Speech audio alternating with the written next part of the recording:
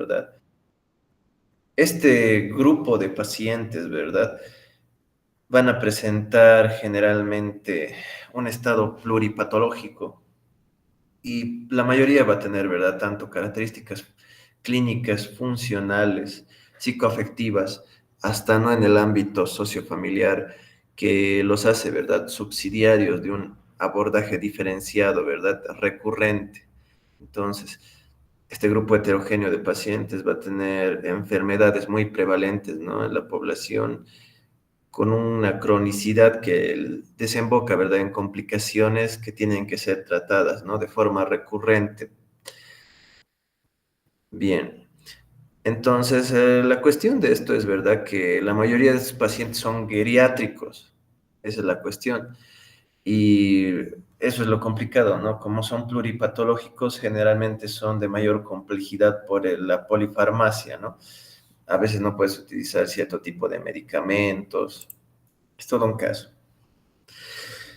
Entonces, estos pacientes, ¿verdad? Generalmente, por sus complicaciones, van a presentar la característica, ¿no?, del deterioro funcional, van a presentar varios ingresos hospitalarios. ¿Por qué? Porque la mayoría de sus patologías, ¿verdad?, van a tener descompensaciones agudas. Más que todo los pacientes con diabetes mellitus, ¿no? Sus cuadros de cetoacidosis, el coma hiperosmolar hiperglucémico, insuficiencia cardíaca con su edema agudo de pulmón, insuficiencia cardíaca aguda, ¿verdad?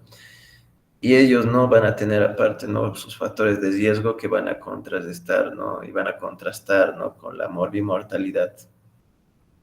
Bien, entonces, este grupo de pacientes, ¿no? Las características, ¿no?, pluripatológicos, con características clínicas y un nivel de complejidad alto, con un nivel de deterioro y una descompensación periódica de sus patologías, ¿no? Entonces, está sintético el concepto. Bien, se hizo consensos, ¿no? Y la National Quality generalmente define, ¿no?, un paciente crónico que cursa, ¿no?, múltiples afecciones crónicas como dos o más afecciones, ¿verdad?, las cuales van a repercutir en su estado general, su valoración funcional, complicaciones, ¿no? Se hizo un estudio en la asociación, ¿verdad?, de Estados Unidos y en esa encuesta nacional, ¿verdad?, en relación a salud y nutrición, querían, ¿no?, identificar cuál era, ¿verdad?, la comorbilidad más frecuente, ¿no?, en un grupo de pacientes. Entonces, en este estudio, ¿verdad?, se hizo en 1.259 personas, la mayoría, ¿no?, ustedes saben, paciente mayor de 65 años, aquí en América Latina o en Estados Unidos, lo más probable es que tenga insuficiencia cardíaca o un problema cardíaco. Entonces, ¿qué comorbilidades le seguían a la insuficiencia cardíaca? Un 57% artritis, como se ve, ¿no? Los grupos de edades generalmente eran de 65 años, ¿no? En mujeres, en varones de mayores de 65 años, ¿no? La más alta prevalencia.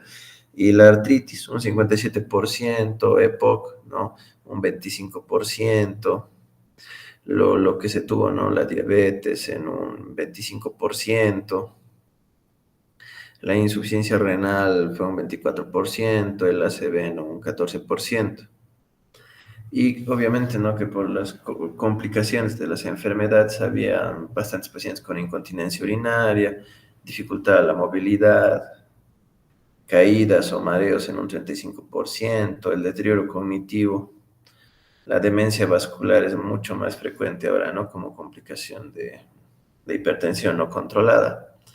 Esto hace prospectivo, ¿no?, que como ven, son pacientes pluripatológicos y esto hace una relación, ¿no?, de qué comorbilidades pueden ser frecuentes.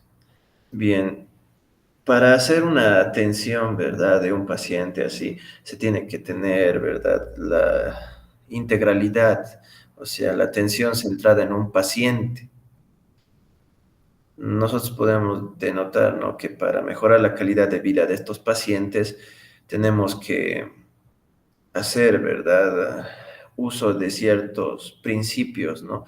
De bioética y entre ellos, ¿no? También respetar sus derechos, más que nada de la autonomía, ¿no? Hay que tratar de hacer una rehabilitación y que sean lo más autónomos posibles, eso para regular, ¿verdad? La adherencia a medicamentos, cambios de dieta, ejercicio, ¿verdad? Su participación, bueno, siempre, ¿no? La reconsulta tiene que ser el pilar, ¿verdad? Para el manejo, sí o sí tendría, ¿verdad? Que el paciente adaptarse a una consulta, ¿no? Reglamentada, ¿no? Que no falla sus controles. Cada paciente, ¿no? Con individualidad, hay que tener inclusión social. Generalmente, ¿no?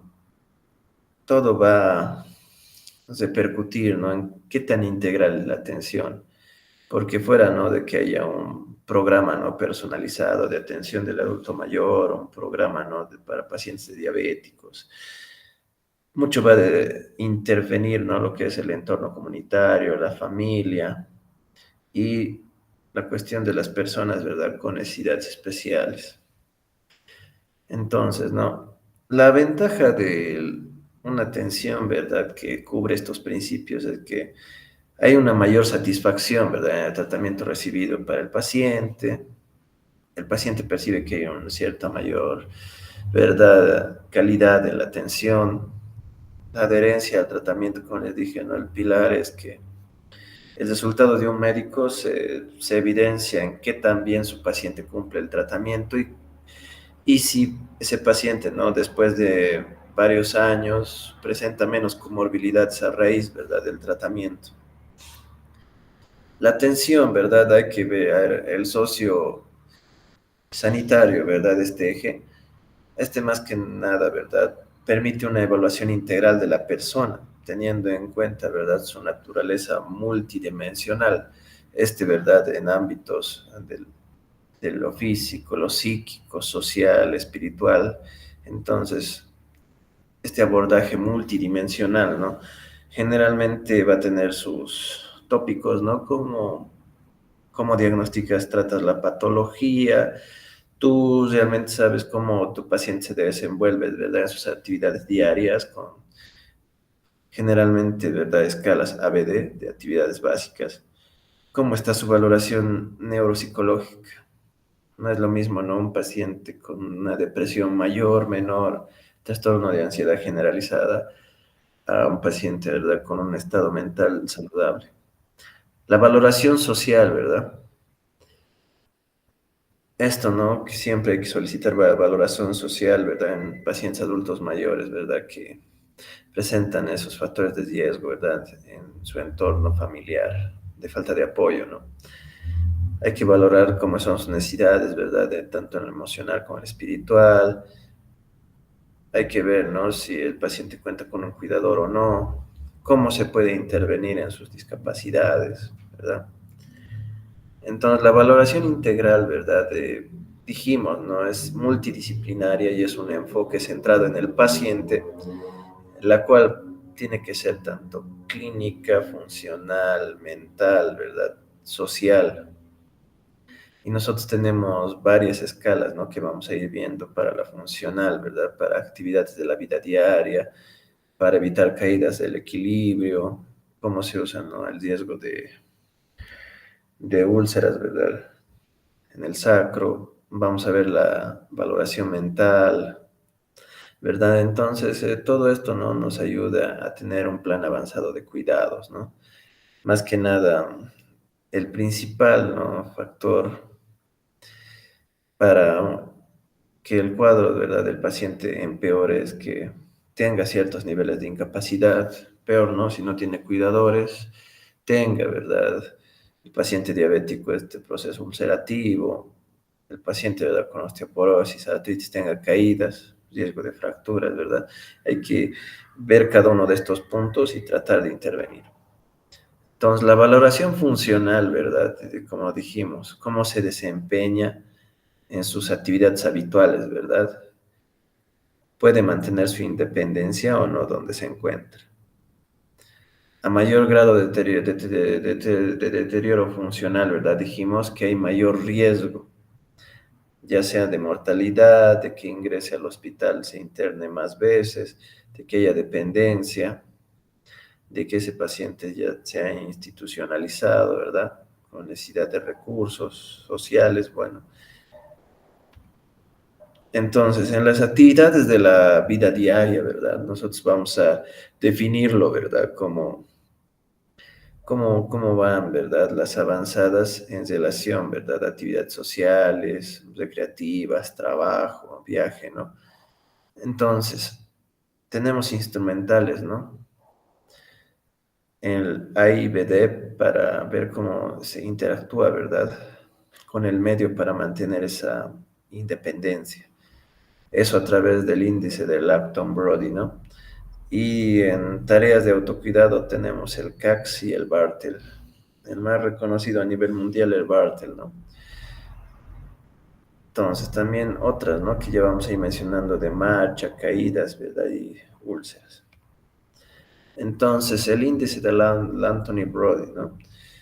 Generalmente se hace, ¿no? Un tamizaje y de estas actividades diarias, ¿verdad? Se puede ver, ¿no? Cómo está su estado de independencia. Generalmente se hace preguntando, ¿no? Al paciente o cuidador en una lista, ¿verdad? De cotejo por 5 a 10 minutos, este cuestionario, ¿no? Y es útil, ¿verdad? En pacientes institucionalizados y se puede diferenciar, ¿no? Los ítems entre varones y mujeres, ¿verdad? Se tienen 8 ítems, ¿verdad? Los más clásicos, ¿no? En los ejes, marcado, ¿verdad? En un eje, cómo usa el teléfono, puede hacer compras, puede preparar comida, tareas domésticas, lavar ropa. En esto, ¿no? Generalmente los varones se ven, ¿no? Que está individualizado este texto, no más que todo para el sexo femenino, ¿no? Que puede ser, ¿no? Que aún en esa edad realice estas actividades. Entonces, ¿no? En este test, ¿verdad? Generalmente se tienen los marcadores, ¿no? De puntuación. Nosotros siempre tenemos el riesgo, ¿verdad? Y el miedo de que sea una puntuación, ¿verdad? De 0 a 1 de dependencia total. Y nosotros estamos en lo adecuado, ¿no? Cuando siquiera la dependencia es moderada de 4 a 5 y mejor, ¿no? Si el paciente todavía es independiente. Como se darán cuenta, ¿no? Son respuestas dicotómicas, valor 0 a 1, ¿no? En las puntuaciones, ¿verdad? Y donde nosotros tenemos que hacer hincapié y lo que más nos importa, ¿verdad? De este índice es si es responsable, ¿verdad? Respecto a la medicación. Es la clave saber este dato, más que todo en la puntuación, ¿no? Es capaz de tomar la medicación en hora con la dosis correcta, solo. Un punto, ¿no? Para cada uno en todo caso. Ahora no. Toma la medicación solo si se le prepara previamente, 0 no para ambos. No es capaz de tomar la medicación solo, 0. Entonces, ahí como vemos, ¿no? Es bastante fácil, ¿verdad?, de interrogar estas cuestionantes. El índice de CACS, ¿verdad? El índice de CACS hace relación también al autocuidado, ¿no? Actividades de la vida diaria. Y este tiene más que todo 6 ejes y lo cataloga no como tanto dicotómico, ¿no? Más como el parámetro de independiente, dependiente, ¿no? Relación, por ejemplo, del baño, ¿no? Se baña enteramente solo, necesita ayuda, ¿no? En el vestido lo mismo, ¿no? Puede vestirse por sí mismo o no, ¿verdad? Se puede ver también el tema, ¿no? De la continencia, la alimentación. Entonces, como verán, el índice de CATS son estos 6 ítems y más que nada hacen relación al eje, es independiente o dependiente, ¿no? En estas actividades. Independiente, ¿no? Generalmente menos de una de cualquiera, ¿verdad? Y tenemos la clasificación del A a la G, ¿verdad? Más que nada nosotros tenemos que ver, ¿verdad? Que la clasificación A es la que tenemos que tratar de identificar y cómo ayudar a estos pacientes que son independientes, pero miren, por ejemplo, la E, ¿no? Independientes en el baño, vestido, o sea, hay que ver, ¿no? Estos casos. No, no es fácil, ¿no? Ayudar a los pacientes cuando tienen este grado de dependencia. El de Bartel, ¿verdad? El de Bartel generalmente no hace tanto hincapié en la dependencia, independencia, sino este adapta, ¿no? Su enfoque, ¿verdad? Al control de esfínteres generalmente, ¿no? Y tiene un buen valor predictivo. Entonces, generalmente acá, como verán, ¿verdad? Tiene estos ejes de posición y micción, ¿no? Para ver cómo está el control de esfínteres, ¿verdad? Y este tiene un sistema de clasificación distinto. Cada ítem en relación a su importancia vale de 10, 5 a 0 puntos, ¿verdad? Más que todo la importancia, ¿verdad? En el control de esfínteres, como verán, en deposición es continente, necesita de enema o supositorios para el problema, ¿verdad? Es el estreñimiento, la constipación crónica. 5 puntos si tiene algún accidente ocasional, o cero, ¿no? Para si es incontinente. Igualmente, no en la micción es continente, más que todo en el día y en la noche. O utiliza un dispositivo catéter o es necesario cambiar la bolsa. Generalmente en la noche esto es difícil para los hombres, ¿no? La mayoría tiene cuadros de hiperplasia prostática benigna y la nocturia es algo que se tendría que valorar, pero más que todo la continencia aquí estamos viendo, ¿no? El accidente es ocasional o no, o es incontinente. Aquí obviamente, ¿no? Que en la micción en los hombres lo vamos a individualizar, ¿no? Porque varios hombres tienen como complicación, ¿verdad? De incontinencia, generalmente las prostatectomías, ¿verdad? Abiertas o laparoscópicas, ¿no? Vamos a ver cómo es su actividad en el traslado sillón-cama. Ahí sí lo valoran, ¿no? Como independiente, dependiente. Su deambulación, ¿no? Que es uno de los puntos más importantes. En relación, ¿no? A qué tanto puede caminar, más que todo, al menos 50 metros sin ayuda o supervisión. Necesita ayuda para deambular esos 50 metros. O independientemente de, ¿no? Con la silla de ruedas puede propulsarse, ¿no? Esos 50 metros o cero, ¿no? Requiere una ayuda mayor, ya sea que esté en silla de ruedas. Entonces, como pueden ver, ¿no? Generalmente se usa una media de 80 puntos, ¿no? Para ver ya la dependencia, ¿verdad? Leve, para una dependencia grave 20 a 35 puntos. Y como verán, son ítems conocidos, ¿verdad? Tanto en geriatría como medicina interna, y son enfoques que nos van a ayudar. Para la inestabilidad, ¿verdad? Las caídas. Bueno, hay varios acontecimientos, ¿no? Que precipitan al paciente, ¿verdad? A tener caídas contra su voluntad, ¿no? Hay porcentajes, ¿verdad? 14% en la comunidad, 46% en pacientes institucionalizados. Ahí pueden ver que se ocurre con más prevalencia, ¿no? Y es una señal de alerta, ¿no? De un paciente con fragilidad. Podemos decir, ¿no? Que afectan, ¿verdad? La calidad de vida porque estos pacientes, ¿no? Con osteopenia, osteoporosis, pueden desarrollar fracturas patológicas, ¿no? También traumatismos craneoencefálicos.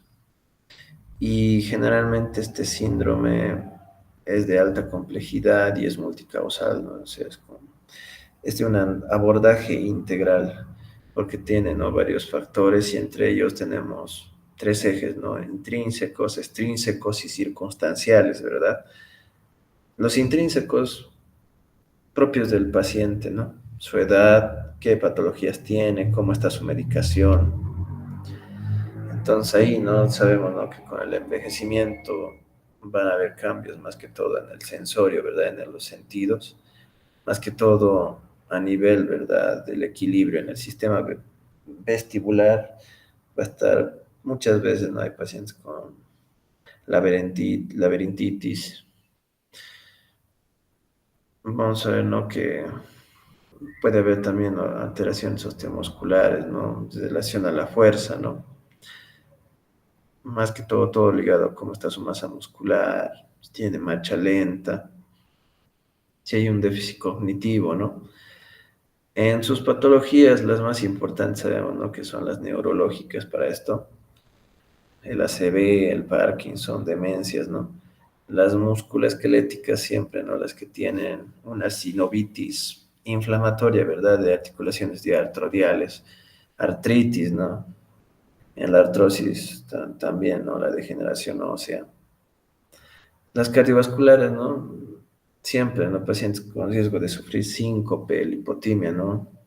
Pacientes arrítmicos que están con uso de marcapasos, pacientes, ¿verdad?, que tienen riesgo de tener ortatismo, hipotensión, las descompensaciones, ¿verdad?, generalmente estos pacientes que puedan sufrir cuadros de hipoglicemia, diarrea, deshidratación, ¿verdad?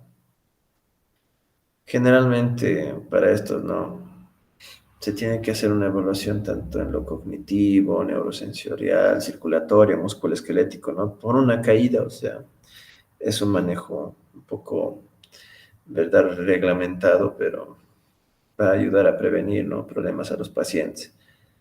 En tanto, ¿verdad?, los psicotrópicos, tanto sedantes, hipnóticos, ansiolíticos, ¿no?, se están usando, ¿verdad?, en altas dosis.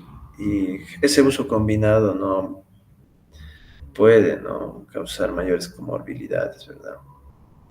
Eso siempre se trata de prevenir lo que es la polifarmacia, ¿verdad?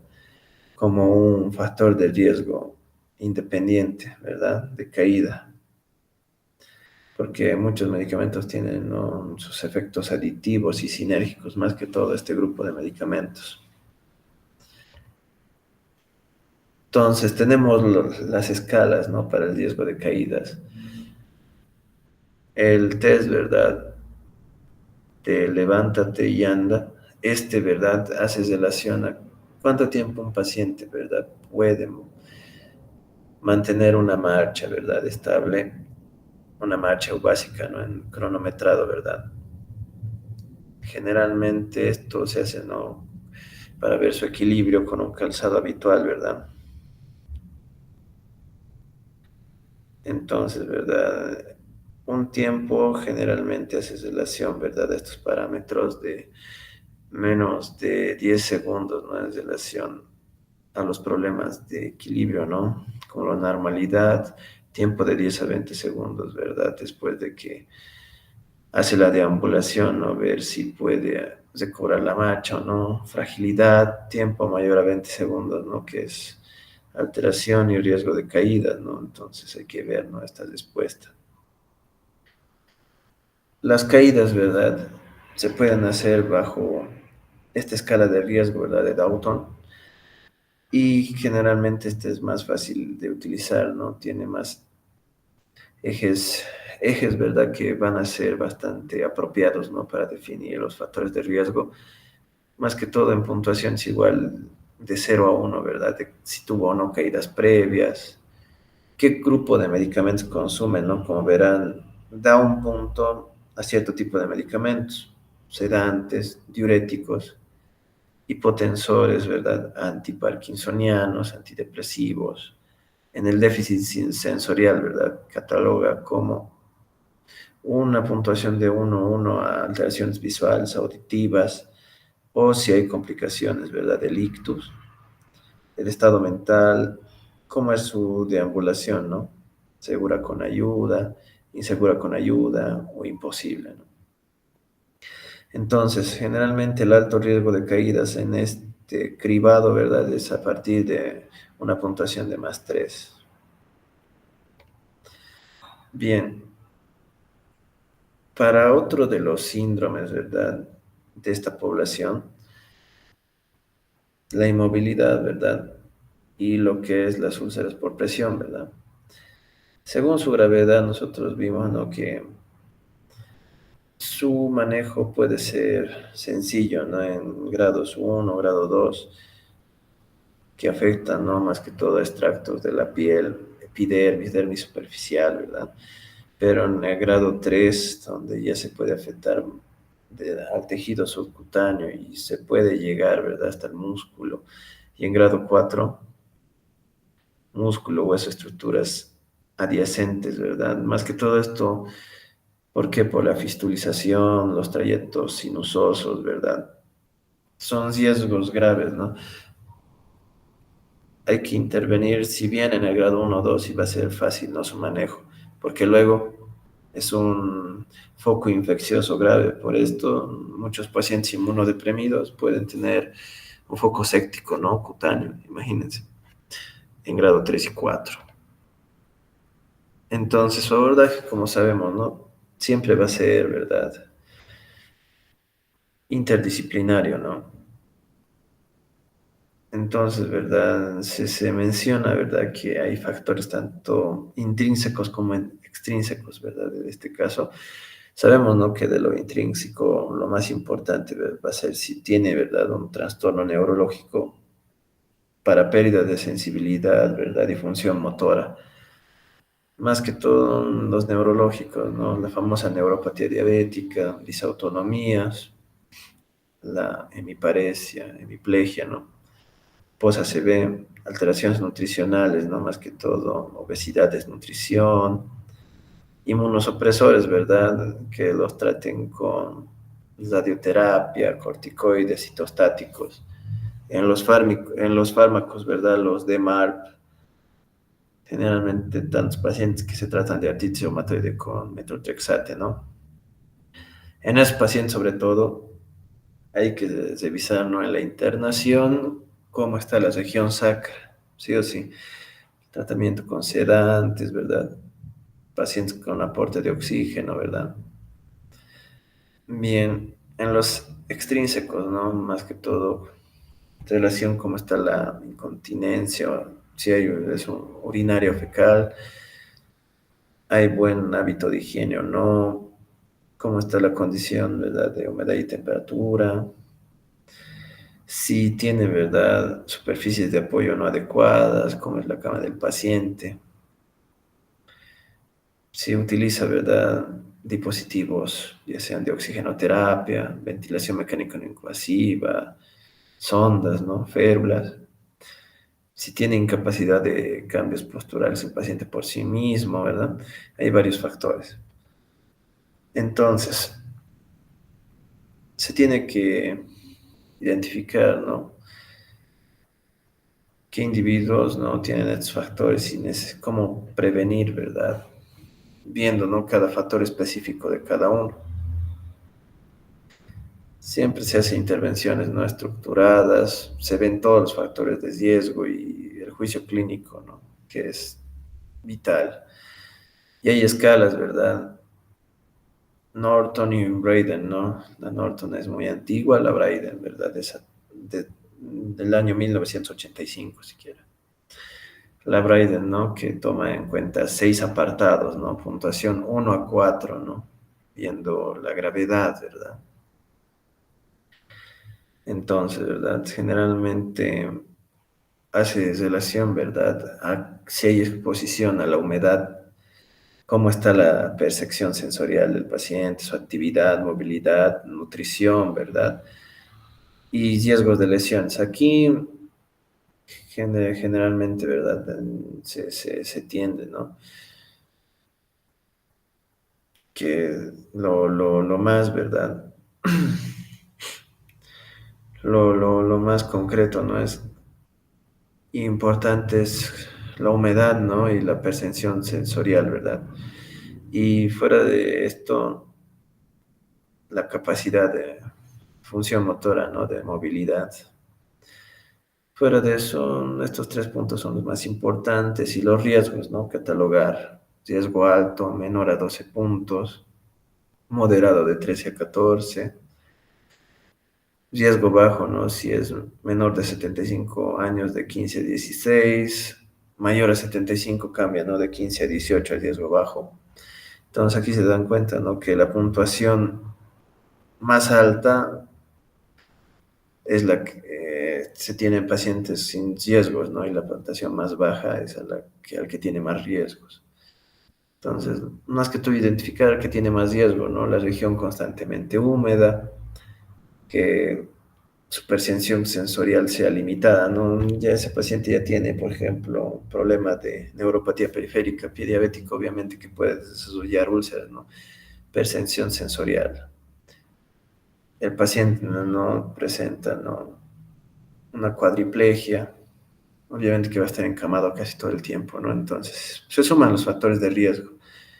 Su movilidad completamente inmóvil, ¿no? Puede ser paciente en estado vegetativo, nutrición pobre, riesgo de lesiones cutáneas es un problema frecuente en este paciente, ¿no? Hay que hacer esa valoración. En la esfera mental, ¿no? Tanto en lo cognitivo como en lo afectivo, ¿verdad? Siempre hay que ver sus funciones cerebrales superiores, ¿no? Su pensamiento, cómo está su actividad de comunicación, orientación, cálculos, ¿no? Hay que ver, ¿no? Con esto si hay un cierto deterioro cognitivo o no, cómo está su función afectiva, evaluar, ¿no? Si tiene riesgos de presentar ansiedad, depresión. En lo cognitivo, ¿no? Nosotros tenemos en cuenta, ¿verdad? Que el objetivo, ¿verdad? Es ver si existe un deterioro o no, ¿verdad?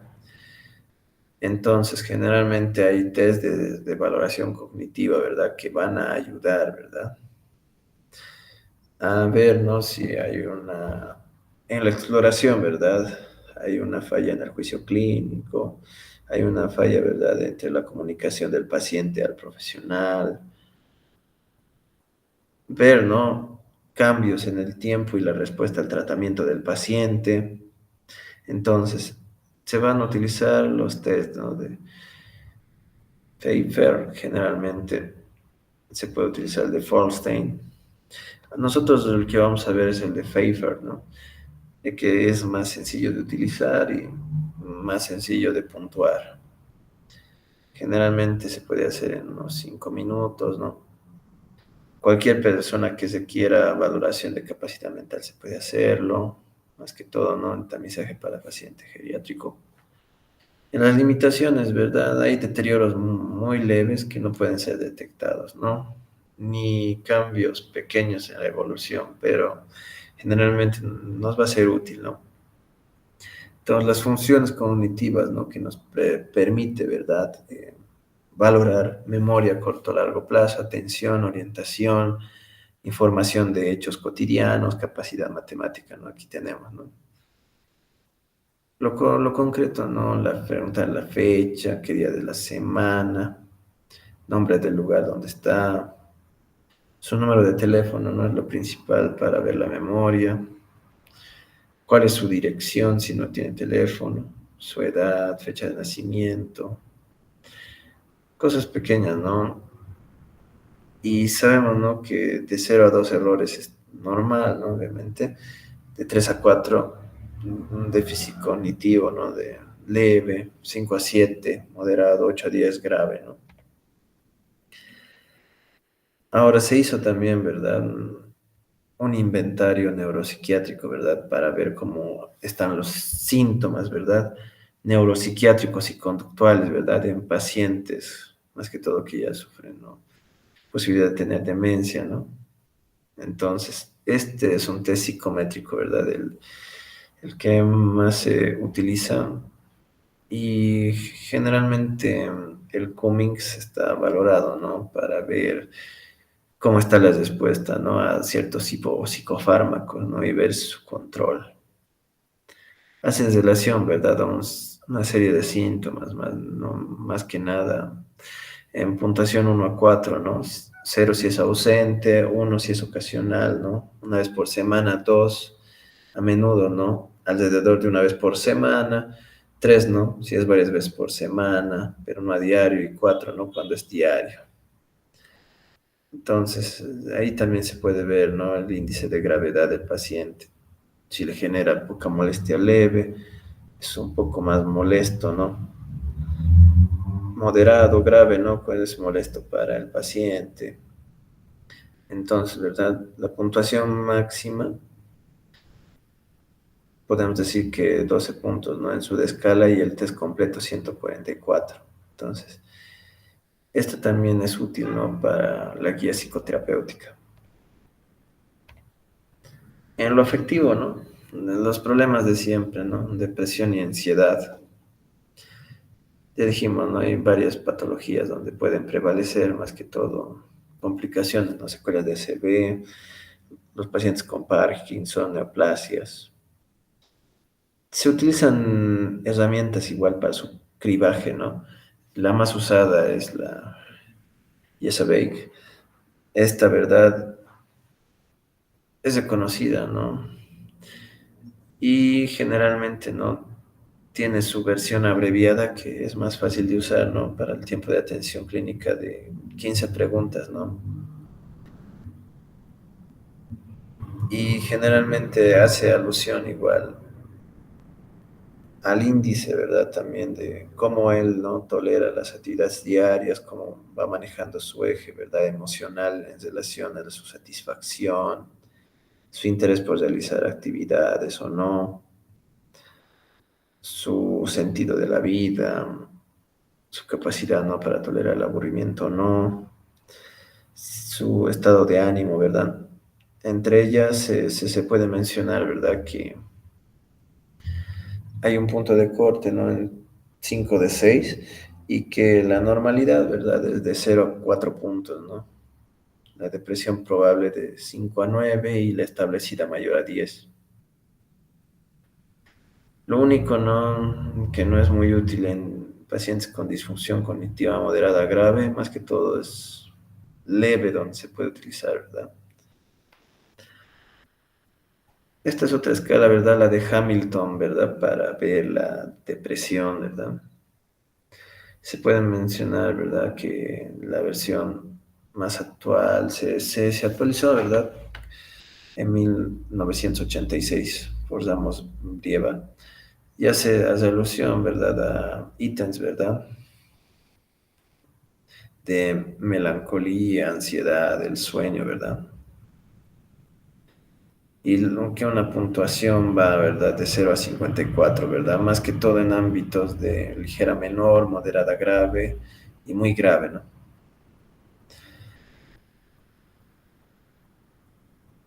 Entonces se tiene presente, ¿verdad? Que un paciente tiene una remisión si tiene menos de 7 puntos, ¿no? En estas escalas. La fragilidad, ¿verdad? Todos sabemos que en esto no hay un consenso, ¿verdad? Firme, ¿no? Que plantee totalmente, ¿no? Este estado clínico, pero ahí sabemos, ¿no? Que la vulnerabilidad del paciente está afectada, de manera que un factor estresante no leve desencadena cambios desproporcionados en la salud, ¿verdad? Entonces, podemos denotar, ¿no? Que este síndrome, ¿verdad? Que es uno de los más frecuentes, tiene, ¿no? Varios factores agregados, tanto físicos, psicológicos, sociales, ambientales, ¿no? Y más que nada se denota su importancia en la funcionalidad del paciente. Entonces, hay mayor riesgo de que este paciente con este síndrome deteriore su salud y pueda tener un deterioro funcional, fracturas, caídas, discapacidad, ¿verdad? Para que vean, no es solo ante un síndrome así. Generalmente la prevalencia, ¿no? Más que nada en población mayor e institucionalizada. Generalmente este cuadro, ¿no? Puede generalmente presentarse más que todo en mayores de 75 años, ¿no? Ahí se ve mayor cantidad de pacientes, ¿no? Y es dinámico, ¿no? Su cuadro puede mejorar o empeorar con el tiempo. Lo bueno es que es potencialmente reversible, ¿verdad? Y tenemos la pirámide, ¿verdad? De acciones. En una fragilidad leve, obviamente, el cuidado es autodirigido, ¿verdad? Autogestionado. En una moderada hay que ver cómo podemos hacer gestión del caso y en la avanzada, ¿verdad? Cómo se hace la planificación de cuidados, ¿verdad? Las presentaciones clínicas. Siempre, ¿no? En toda persona con fragilidad el síntoma predominante va a ser una astenia extrema, ¿no? La fatiga, pérdida de peso, ¿verdad? Que no es explicada, infecciones recurrentes, más que todo las caídas, delirium, puede haber, ¿no? Por la polifarmacia, un estado confusional agudo si no se usan bien los antipsicóticos, discapacitante y fluctuante, ¿no? Mucha inestabilidad, ¿no? Días de independencia y días dependientes. Entonces, la inactividad, ¿no? Generalmente es algo, ¿no? Que empeora la situación de los pacientes, ¿no? Generalmente hay un fenotipo específico de Friedg, ¿no? Que basa, ¿verdad? Su evaluación, ¿verdad? En una desregulación energética y multisistémica del paciente, ¿no? Paciente que tiene pérdida de peso, mucha astenia y más que todo, ¿no? Anedonia, ¿no? El término de la baja energía, anedonia, lentitud en la marcha, inactividad física, ¿verdad? Se tiene también el modelo de déficit, ¿no? Donde se acumulan, ¿no? Los ítems de morbilidad, discapacidad, ¿no? Entonces, los factores de riesgo, ¿no? Siempre dijimos, ¿no? Pacientes mayores de 70, 80 años, hospitalizaciones recientes o múltiples, cuántas comorbilidades tiene, polifarmacia más que todo para trastornos mentales, cómo está su inactividad física, riesgo de caídas, ¿no? Acá tenemos, ¿no? El perfil de Frail, donde hace relación a los dos puntos más importantes, la incontinencia ya sea fecal o urinaria, o cómo está el ámbito de la polifarmacia, ¿no? La polimedicación. Se tiene que utilizar más de 5 medicamentos o más de 10. Entonces, la polifarmacia, ¿no? Dijimos que tiene su relación cuasi directa, ¿verdad? Con lo que es la fragilidad. Y es un predictor, ¿verdad? Generalmente se hace, ¿verdad? Una asociación entre una polifarmacia de más de 6 fármacos y fragilidad, siendo mayor el caso, ¿no? Entre 10 fármacos o más. Hay que tratar, ¿no? De reducir, ¿verdad? Este ámbito con medidas de rehabilitación más efectivas, ¿verdad? Ahora vamos a hacer un hincapié, ¿verdad? A las enfermedades más frecuentes de lo crónico, ¿verdad?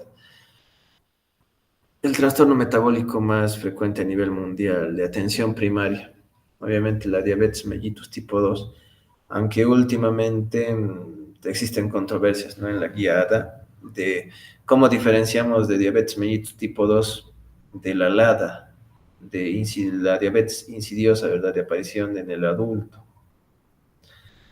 Bueno, pues generalmente pacientes con cuadros severos de autoinmunidad son un punto de despistaje para el ADA, ¿verdad? Los objetivos, como siempre, ¿verdad? Son objetivos dietéticos, ¿no? Evitar el tabaquismo, el control del índice de masa corporal. Generalmente, ¿no? Nosotros sabemos, ¿no? Que las recomendaciones actuales, lo mejor sería mantener una hemoglobina glucosilada menor a 7 para evitar no tanto complicaciones micro como macrovasculares, ¿verdad? Aunque hace relación, ¿verdad? A una glicemia, ¿verdad? Generalmente, ¿verdad? Postpandrial que sea menor a 180, prepandrial generalmente menor a 130, ¿no? Según guías. Tensión arterial siempre, ¿no? Menor a 140/90. El colesterol, ¿verdad? Siempre se va a tratar de que el LDL esté lo más bajo posible, ¿verdad? Menor a 114 y que generalmente el colesterol, ¿verdad? Esté un 30% menor a su valor anterior, ¿verdad? Del tratamiento farmacológico. Entonces ahí se tiene, ¿verdad? Que en la diabetes, por más, ¿no? Que demos el tratamiento no antidiabético con fármacos, ¿verdad? Orales o terapia insulínica, nada va a mejorar si no se tiene un apoyo, ¿verdad? Nutricional. la ingesta de carbohidratos es el peor enemigo de la hiperglucemia y generalmente la dieta cetogénica es lo que está ayudando a muchos pacientes en estos casos. La ingesta de sal, sabemos, no se puede consumir más de 2,4 gramos, ¿no? Más que todo de cloruro de sodio, en este caso, ¿no? Para evitar la elevación de presión, ¿verdad? Desde 3 a 4 milímetros de mercurio, ver cómo no se puede regular, ¿verdad? Esta ingesta de carbohidratos a lo largo del día. No hay consenso, ¿verdad? A nivel mundial de cuánto, ¿no? Sería la restricción en cada paciente como tal, pero se puede asumir una dieta cetogénica, que el paciente consuma más fibra soluble, ¿no? El consumo de alcohol sí es lo más importante, ¿no? Siempre se refleja que no tiene que ser más de 2 vasos por día en el hombre y no más de un vaso en la mujer. La actividad de física, ¿no? 30 minutos diarios de actividad física aeróbica. Siempre mencionan una pérdida de peso de 7 8 kilos, muy favorable para reducir factores de riesgo cardiovascular, controlar, ¿no? El LDL, el colesterol, aumentar el HDL, el tabaquismo, ¿no? Entonces, generalmente esto es un control amplio, ¿no? Nosotros sabemos, ¿no? Y tenemos que reconocer cuando el paciente tiene necesidad de terapia insulínica, ¿no? Valores de glicemia tan elevados, ¿no? Ya sea preprandial, postprandial, mayores o iguales a 300, una hemoglobina glucosilada, ¿verdad? Mayor a 10. Un paciente que tenga, ¿no? Cuadros de recaída frecuentes al año, 1 o 2 veces cetoacidosis. Las famosas PES, ¿verdad? De poliuria, polidixia, polifagia, su sintomatología y las comorbilidades, ¿verdad? Que ya está empezando a presentar riesgos, ¿no? Retinopatía, entre otras, ¿no? Terapia insulínica. No podemos jugar, ¿no? Con muchos antidiabéticos orales igual por riesgos, ¿no? De que haya una sobremedicación y el riesgo de hipoglicemia es alto, ¿verdad? Con más que todo la glibenclamida, ¿no? Esta sulfonilurea, ¿verdad? A dosis muy altas. Bien, entonces sospechamos de un problema nefrológico, ¿no? Un paciente que no se puede controlar, ¿verdad? Su glicemia menor a 130, menor a 180, menor a 130 preprandial, postprandial, menor a 180. Entonces, nosotros no, si sabemos, ¿no? Que el paciente tiene itus recurrentes, tiene antecedentes familiares de que sus familiares tuvieron, ¿no? Problemas quísticos en el riñón o alguna comorbilidad de la infancia, ¿no? O puede presentar riesgo de hidronefrosis por hiperplasia prostática grado 3 4. Entonces, nosotros tenemos que ver, ¿no?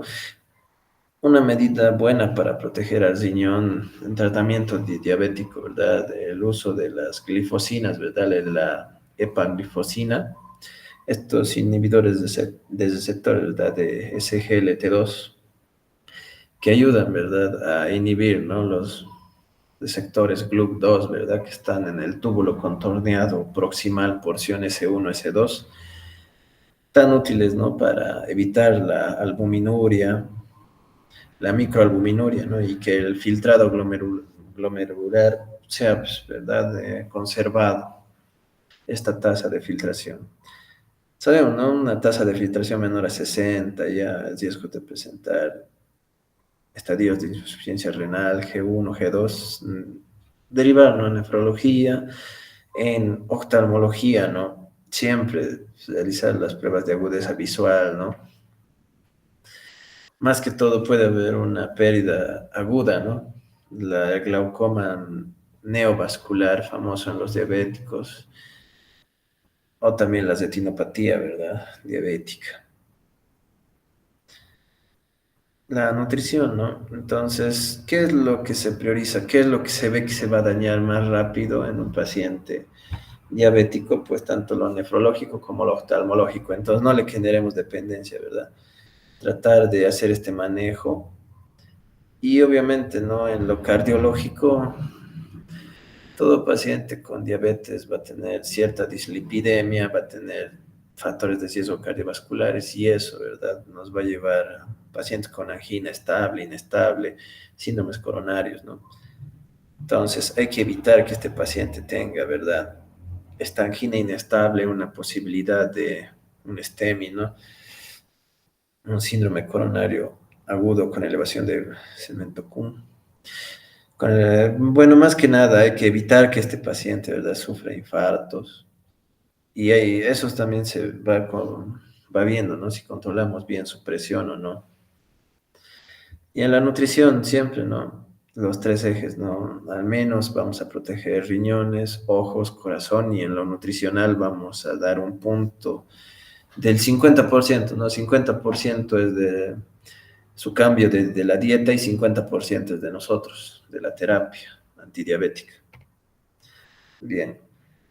En la hipertensión arterial, ¿no? Nosotros sabemos que esta enfermedad crónica produce amplios daños orgánicos no irreversibles y que generalmente un objetivo, ¿no?, para este paciente crónico va a ser un buen tratamiento para que tenga menor morbimortalidad, ¿verdad? Sobre todo los desenlaces fatales de los ACVs, ¿no? Bien, entonces hay metas, ¿no?, actuales. Lo más importante, nos centramos, ¿no?, pacientes de 60 años, metas, ¿no?, de presión arterial sistólica menor a 150, la tensión arterial diastólica menor a 90, metas, ¿no?, de pacientes que ya tengan una enfermedad renal crónica o diabetes, 140 a 90. Esto más que nada, ¿no?, es un régimen que se tiene que cumplir. Ya existe, en verdad, la monitorización ambulatoria, ¿verdad? El mapa, cada paciente no inicia su tratamiento, se hace sus controles, ¿verdad? Por un día, idealmente cada 10 minutos, pero sabemos, ¿no?, que no se va a poder cada media hora y que se haga un promedio, ¿no?, en el día y que la presión arterial sistólica siempre sea menor a 140 y la diastólica menor a 90, que es muy complicado en pacientes añosos. Siempre sabemos, ¿no? Hay cuestiones que pueden reducir, ¿verdad?, los milímetros de mercurio, ¿no? En lo dietético, el peso, ¿no? Por cada 6 7 kilogramos perdidos, 2 a 3 milímetros de mercurio bajan. Sabemos, ¿no?, que si no consume sal, más de 2,4 gramos de cloruro de sodio al día, se va a bajar otros 2 a 3 milímetros de mercurio. Ahí ya ganamos 6. Tenemos que tener en cuenta también el consumo de alcohol y la actividad física, ¿no?, aeróbica, que generalmente también a largo plazo una reducción de 1 a 2 milímetros de mercurio. El contexto, ¿no?, de una dieta variada, ¿no?, donde generalmente se recomienda tanto en pacientes diabéticos que medio plato sea, ¿verdad?, de verduras en el almuerzo y otro medio plato, ¿no?, en la cena y mínimo 2 a 3 frutos, ¿no?, por día. Entonces, ¿no? Se tiene en cuenta, ¿no?, que hay que tener cuidado, ¿no?, en reconocer la hipertensión primaria esencial y la secundaria, ¿verdad? Obviamente, ¿no?, un paciente debutante, adulto joven, que tenga, ¿verdad?, resistencia inicial a un tratamiento antihipertensivo con IECAS, ARAS, no solamente va a ser un problema hipertensivo, no puede ser un problema secundario. Hay que reconocer los casos de hipertensión secundaria, más que todo en pacientes adultos jóvenes, ¿verdad? Entonces, generalmente el seguimiento, ¿no?, como en la diabetes siempre se tiene que hacer cada 3 meses y en la hipertensión cada 3 a 6 meses, ¿no? Generalmente pacientes mayores de 65 años cada mes. Más que todo, ¿verdad? Hay que ver sus circunstancias, ¿no? Ya tendrá complicaciones, ¿verdad?, de insuficiencia cardíaca derecha o diastólica o complicaciones mecánicas valvulares, ¿no?, debido al problema, ¿verdad?, de la hipertensión, cómo está su cuadro de diabetes o no, tiene adherencia para tomar el tratamiento o no. Entonces, generalmente manejo de especialista, ¿no? Más que todo en cardiología. Si se sospecha, ¿verdad?, de hipertensión arterial secundaria, ¿verdad?, no medicamentosa. Si este paciente, ¿no?, ya va a presentar una tasa de filtración glomerular menor a 45 ml minuto, ¿verdad? O generalmente una macroalbuminuria, ¿no?, mayor a 300 miligramos. En el embarazo siempre se maneja, ¿no?, junto con ginecología y obstetricia, ¿verdad? En hipertensión resistente, ¿verdad? El tratamiento con 3 drogas. Siempre es lo más importante, ¿no? 3 medicamentos, ¿no? Para manejo de la hipertensión y no responde. Es una hipertensión resistente. Aunque pese a todo, ¿no? Siempre hay un aumento progresivo de la presión arterial, pese a un tratamiento correcto, ¿verdad? En la obesidad, ¿no? Nosotros sabemos que es el factor de riesgo que desencadena casi todas las enfermedades, ¿verdad? En el paciente crónico, desde lo coronario, posibilidad hipertensiva, EPOC, diabetes, artrosis. La dislipidemia es algo horrible, ¿no? Entonces, generalmente se recomienda, ¿verdad?, la reducción de peso gradual, ¿verdad?, y sostenido. En 6 meses, ¿no? Entre el 5 al 10% de lo que se quiere, ¿verdad? Se desaconseja la pérdida rápida, ¿no?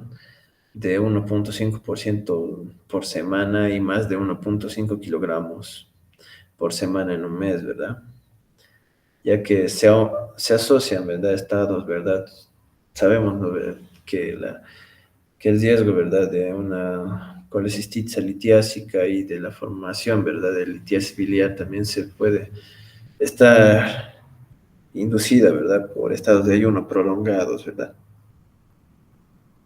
Y todo esto también va a repercutir, ¿no?, en la pérdida de masa ósea por esos ayunos prolongados. Generalmente hasta hay un déficit vitamínico, ¿no?, tanto de la D. Entonces tiene que ver, ¿no?, tasas saludables para bajar de peso. Entonces, generalmente, ¿verdad?, siempre hay recomendaciones, ¿no?, planes de alimentación, actividad física, ¿verdad? Pero nosotros sabemos, ¿no?, que en riesgo-beneficio, ¿no? Siempre vamos a recomendar, ¿verdad? Que se pueda bajar lo más que se pueda, ¿verdad? La dislipidemia en los pacientes, la LDL. Guías mencionan, ¿no? Menor a 110 si es posible, pero lo recomendable en pacientes adultos mayores, ¿no? Menor a 70. Ahora, ¿no?, en relación a los triglicéridos, ¿no? En un paciente joven no hay problema, ¿no? 350, 400, muchos mencionan que desde 500 incluso es el punto de corte para evitar, ¿no?, problemas pancreáticos, entre otros, ¿no?, para usar fibratos. Ahí nosotros sabemos, ¿no?, que la tasa de efectividad tanto de los fibratos como las estatinas van a verse, ¿no?, en el sobrepeso como en la obesidad para manejar dislipidemia, ¿no? Sobrepeso, obesidad grado 1, ¿verdad? Limitada en grado 2. Entonces, el mejor régimen no es una estatina de alta potencia, ¿no? Tenemos nuestra buena amiga la rosuvastatina, ¿no?, de 20 miligramos, que puede ser dosis iniciales de 10 incluso, ¿no? Se puede ir subiendo gradualmente hasta 40. Entonces, esta terapia, ¿no?, diaria, dosis única, por 3 meses, ¿no? Ideal, ¿no? Ya sea para la hipercolesterolemia como para la hipertrigliceridemia, ¿verdad? Ahora, no se puede combinar estatina, ¿verdad?, más fibrato, pero sí se puede combinar, ¿verdad?, estatina con fenofibrato, rosuvastatina con fenofibrato, o una alternativa menos insidiosa, ¿verdad?, en la interacción, la estatina, ¿verdad?, la rosuvastatina con omega 3, ¿verdad?, cápsulas de 1 gramo, bastante bueno y tiene una buena respuesta. Varios casos que yo vi que un manejo bueno. Y obviamente, ¿no?, que la obesidad grado 2, grado 3 se aumentará medicamentos inhibidores del apetito, liraglutide, se aumentará inhibidores, ¿verdad? De la lipasa pancreática, el Orlistat. Y en último caso, ¿no? Siempre sabemos que el riesgo-beneficio, pacientes, ¿no? De 50 añitos, mucha una obesidad, ¿no? De mórbida, mayor a 40, su IMS, pues, o mayor a 35, bueno, sugerir, ¿no? La terapia de la cirugía bariátrica, entre otras, ¿no? Tenemos que actuar porque ese paciente, ¿no? Con el tiempo se va a ir empeorando, solo por esto. Entonces, ¿verdad? Tenemos que tener en cuenta, ¿no? Que tiene que tenerse, ¿no? Una atención especializada. Siempre hay que investigar, ¿verdad? El origen de la obesidad es un problema dietético calórico, es un problema secundario, ya por problemas genéticos, el síndrome de Prader-Willi. Hay algunos medicamentos que pueden estar ocasionando otras patologías en las mujeres. Lo más común, el síndrome de ovario poliquístico, esa resistencia a insulina que genera, ¿no? Tantas cuestiones, ¿no? Entonces, nosotros tenemos que pesquisar si es un problema secundario el que provoca esta obesidad, más que nada, ¿no? Y si esta obesidad va a repercutir de manera muy negativa, ¿no? En las comorbilidades del paciente, esa dislipidemia, ¿no? Como riesgo cardiovascular en el paciente con insuficiencia cardíaca, en el paciente con diabetes, en el paciente con hipertensión. Entonces, ya bien, manejamos la hipertensión, manejamos la insuficiencia cardíaca, ¿no? Pero no manejamos la obesidad. Pues ahí está tu factor de riesgo cardiovascular. Pese a todo, tarde o temprano va a tener unas complicaciones graves, ¿verdad? Coronarias. Bien. La pulmonar obstructiva, ¿no? En este cuadro, ¿no? Respiratorio crónico, ya sea enfisematoso o no enfisematoso, esa obstrucción, ¿verdad? Del flujo respiratorio tiene cierto grado de reversibilidad, más que todo en cuadros asmáticos, ¿no? Pero nunca se va a normalizar. Y nosotros sabemos, ¿no? Que cierto grado, ¿verdad?, de respuesta inflamatoria atópico va a tener, ¿no?, su repercusión para esta inflamación, ¿verdad?, a nivel bronquialveolar. Entonces, más que nada, lo principal es, ¿no?, los derivados del humo del tabaco, si podemos mencionarlo por así, ¿verdad? Entonces, los objetivos, ¿no? Siempre, ¿no? Este paciente que evite, ¿no?, la dependencia tabáquica, ¿no? Es difícil combatir esta dependencia, ¿no? Pero medicamentos como el acamprosato, de acción dopaminérgica, son tan efectivos. La veraniciclina, bueno, hay que manejarlo bien. Reducir la exposición de otros factores de riesgo, obviamente, ¿no? Cuadros asmáticos hay que prevenir, ¿no? Sus factores desencadenantes, ¿verdad? Más que todo el polvo, los ácaros, tantas cosas. Mejorar la función pulmonar, tolerancia al ejercicio y calidad de vida, ¿no? Acá, ¿no? Las LABA, SABA, broncodilatadores, ¿verdad? Adrenérgicos tan buenos. Siempre hay que disminuir las exacerbaciones y la mortalidad.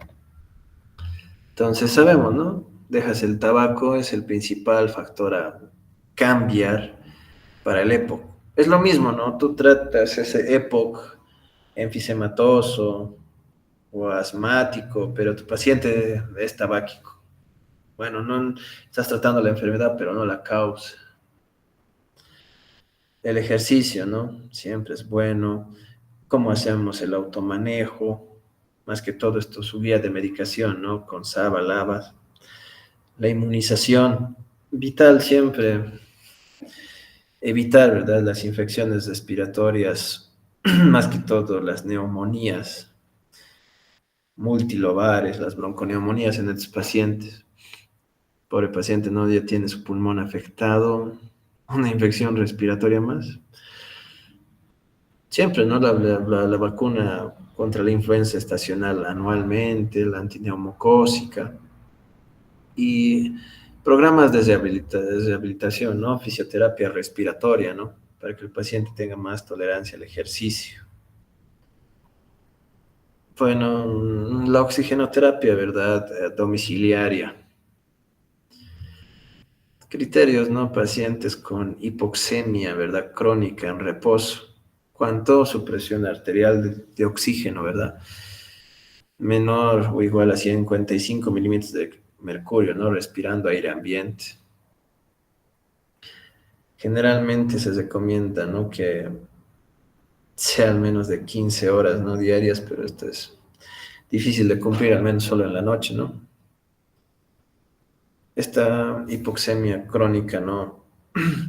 Tiene que ser manejada bien, no a nivel domiciliario. Y es complicado, ¿no?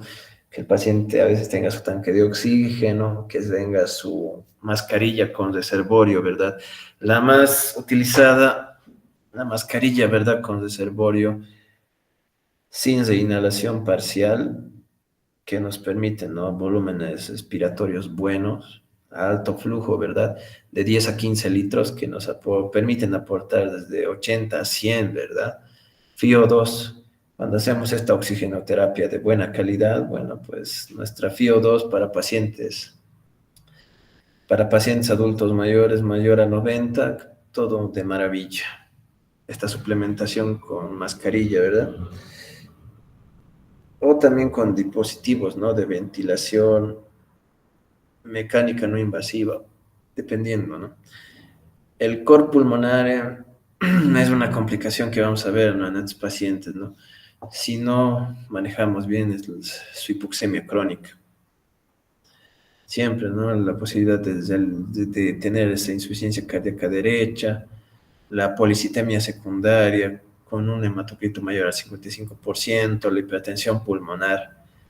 Tres complicaciones, más que todo el cor pulmonar y la hipertensión pulmonar, que no son tan fáciles de manejar, ¿no? En casos críticos. Y siempre es de conocer, ¿no? Su patrón espirométrico. Se hace, ¿verdad?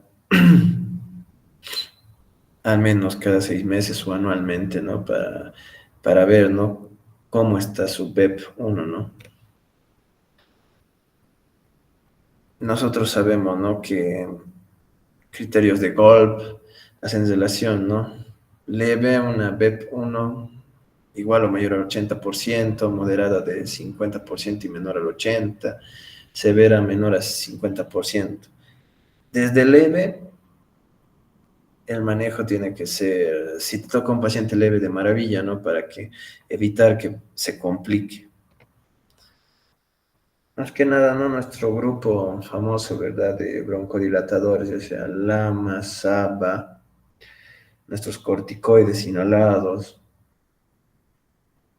Bueno, la cuestión es de dividirlo en grupos, ¿no? Grupo A, broncodilatadores, grupo B, de duración larga. El broncodilatador usado inicialmente, todos sabemos, ¿no? El salbutamol, ¿tá? De 200 microgramos dosis. El broncodilatador de acción larga, ¿verdad? De duración larga, ¿verdad? Tenemos salmeterol, tenemos el mejor, ¿no? El combinado salmeterol, fluticasona, ¿verdad? Bastante efectivo. El grupo donde hice, ¿no? Donde ya vamos a interactuar, ¿no? Con medicamentos, igual broncodilatadores de acción larga, igualmente vamos a usar, ¿verdad? Tanto un beta adrenérgico, ¿verdad? De acción prolongada, más un glucocorticoide, salmeterol, fluticasona, salbutamol, ¿no? Y podemos ir añadiendo, ¿no? La terapia oral de glucocorticoides, ¿verdad? Actualmente se puede utilizar también los anticuerpos monoclonales, el omalizumab, entre otros, ¿no? Pero en el grupo D, ¿no? Entonces, generalmente nosotros tenemos que ver, ¿no? Va a haber más de dos exacerbaciones en este caso o no. Hay una derivación al hospital por año, de catalogarlo como cuadro C. 0 a 1 exacerbaciones, ¿verdad? Moderadas, que no derivan en ingresos, grupos A, B. Entonces tenemos que tratar, ¿no? De intervenir, ¿verdad? En los factores de riesgo y hacer una terapia dirigida, ¿no? Con los medicamentos, dependiendo del grupo. Más que todo, identificar tempranamente, ¿no? Si ese paciente no vino leve, ¿no? Ya está moderado, tendrá cor pulmonar o no. Le sacan su radiografía, su ecocardiografía, ¿no?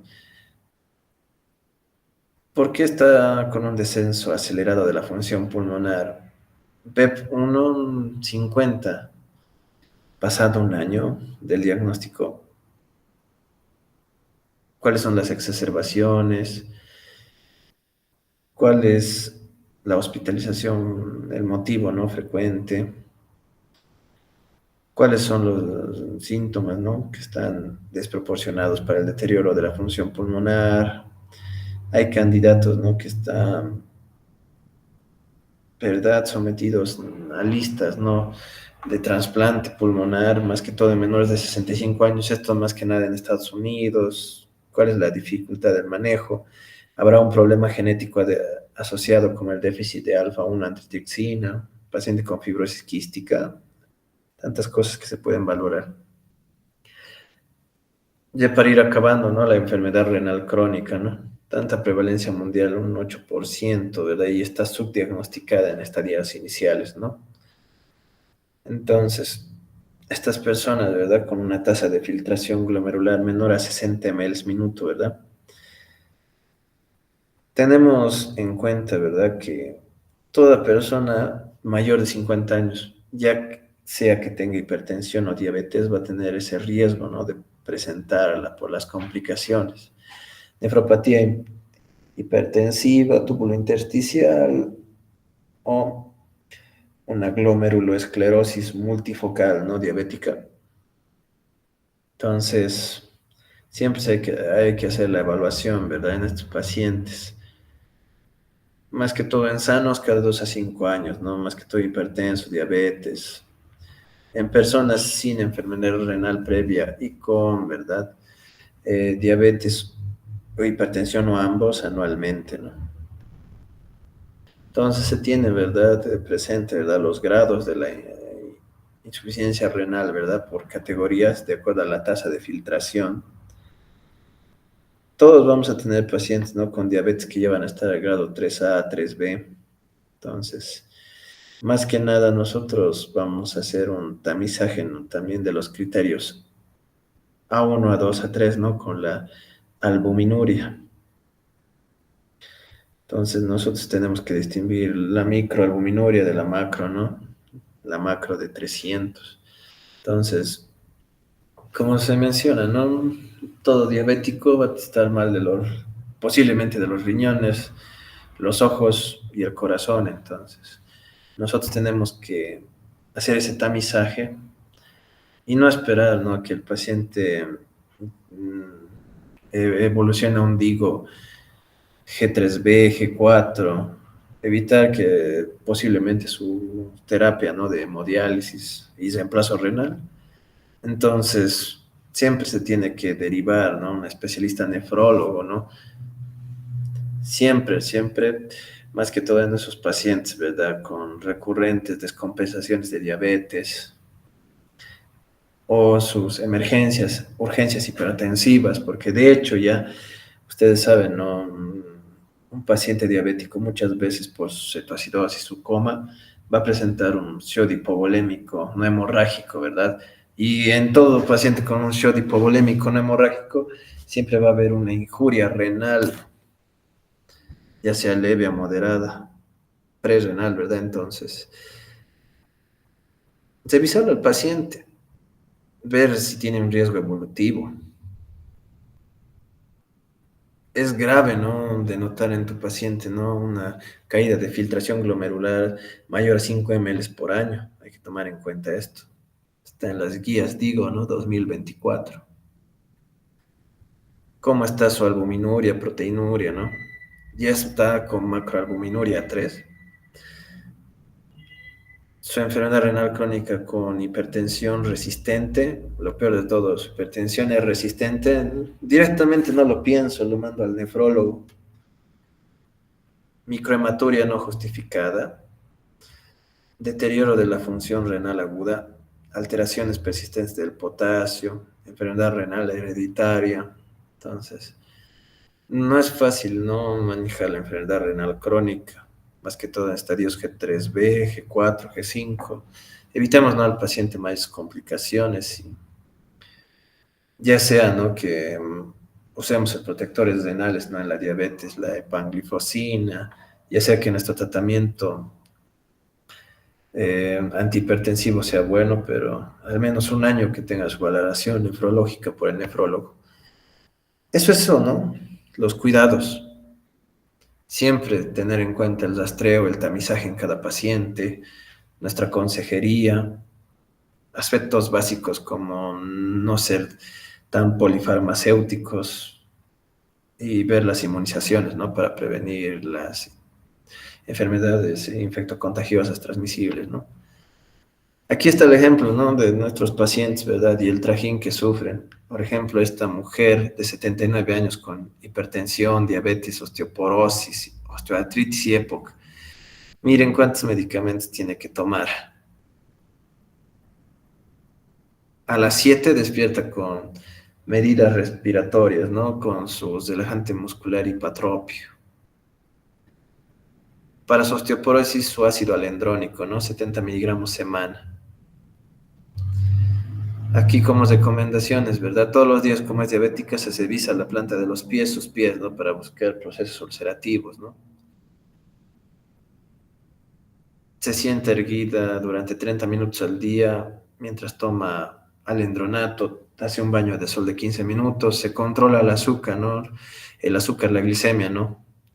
En ayunas, si bien al despertar, luego va tomando, ¿no?, a las 8 su régimen de más medicamentos, su suplemento de calcio, vitamina D, sus antihipertensivos diuréticos, hidroclorotiazida, lisinopril, riburida, ¿no?, su sulfonilureas, su aspirina, para evitar, ¿no?, riesgo de eventos trombóticos, trombovasculares, ¿no? Su metformina para la diabetes, ¿no?, con la gliburida. Su tratamiento, ¿no?, para el dolor crónico, su naproxeno, su omeprazol, uno, 2, 3, 4, 5, 6, 7 medicamentos, 8, 9 ya. Ahí como ven, ¿no?, sus recomendaciones bien fijadas en la tabla, ¿no? Cuánto de cloruro de sodio tiene que consumir, de potasio, recordarle su baja ingesta de grasas saturadas y colesterol, su ingesta de magnesio y calcio, su terapia nutricional médica para la diabetes. Aquí se tiene, ¿verdad?, un ejemplo de una guía de cómo deberíamos educar al paciente, ¿no? Este esquema lo debería tener cualquier paciente o su cuidador para que no se olvide, ¿no? A las 12, por suerte, no tiene, ¿no?, más toma de medicamentos, solo sus medidas, ¿no? A las 1, su inhalador, sus suplementos vitamínicos. A las 7, ¿no?, su inhalador, su metformina, que ya la toma 850 miligramos cada 12 horas, ¿no? Su vitamina, ahora, ¿no?, su lovastatina, ¿no? Su estatina de moderada potencia, ¿verdad? Naproxeno para el dolor, y miren, ¿no?, las mismas indicaciones.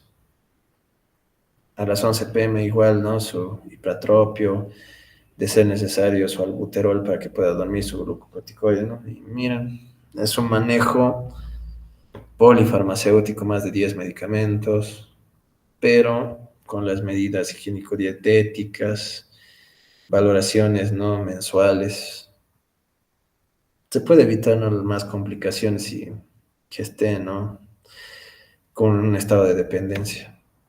Entonces, toda valoración en estos pacientes es compleja, interdisciplinaria, con una atención centrada a la persona y requiere, ¿no?, decisiones e intervenciones priorizadas para que nuestra valoración, ¿verdad?, sea equivalente a la continuidad de cuidados. Bueno, esto ha sido, ¿no? La presentación y es complejo, ¿no? Parecería sencillo, ¿no? Mandar al adulto mayor a centros de primer nivel, pero muchos requieren un manejo muy especializado. Más que nada, manejar bien las enfermedades para prevenir, ¿verdad? Lo que es las complicaciones y comorbilidades. Si alguno no tuviera alguna pregunta, un gusto no contestarle, sino para mí la verdad ha sido una presentación, ¿no? Que espero que les ayude en algunos términos, ¿no? Más que todo la actualización, ¿verdad? De la valoración, ¿verdad? En paciente geriátrico y tomar en cuenta, ¿no? Que nuestra atención tiene que ser más completa. Factor de riesgo y la propia enfermedad, ¿no? Es un cambio centrado en el paciente que lo va a ayudar.